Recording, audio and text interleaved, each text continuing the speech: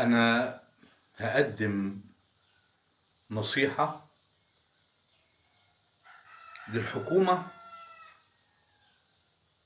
علشان الشعب المصري يهدى شوية في ظل الغلاء الفاحش اللي بيضرب غالبية دول العالم النهاردة.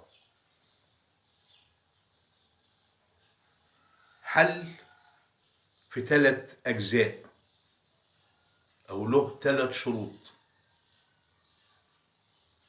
حل أزمة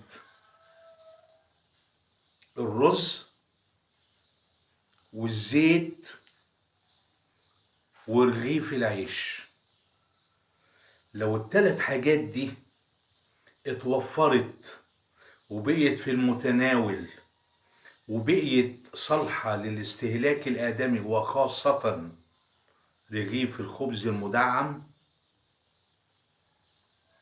الحكومة تثق تماما إن الشعب هيكون راضي ومرتاح ومستقر.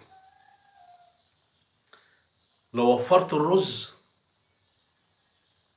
لأن مفيش بيت في مصر غني أو فقير بيقدر يستغنى عن الرز، غير إن الرز ممكن يكون وجبة لوحديه.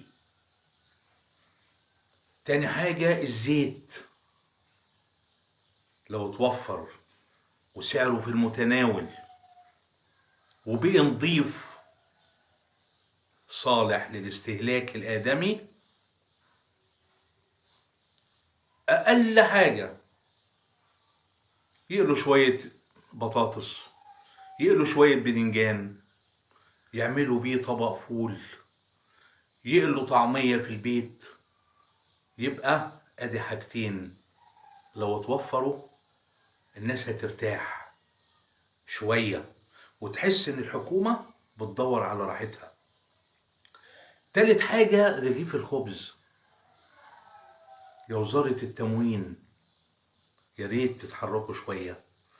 رغيف الخبز المدعم في غالبية المناطق العشوائية والقرى والنجوع لا يصلح للاستهلاك الآدمي. عايزين شوية رقابة، تحسين جودة رغيف الخبز علشان الناس تاكله، مش الناس اللي يجيب 5 ترغفة علشان يلاقي منهم رغيفين يتاكلوا و3 يترموا.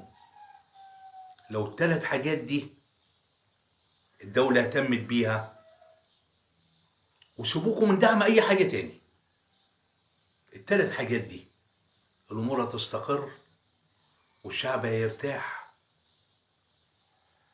ونقدر نصبر مع بعض لغاية الأزمة العالمية ما ربنا يوجد لها حل من عنده. كده يبقى 100 100.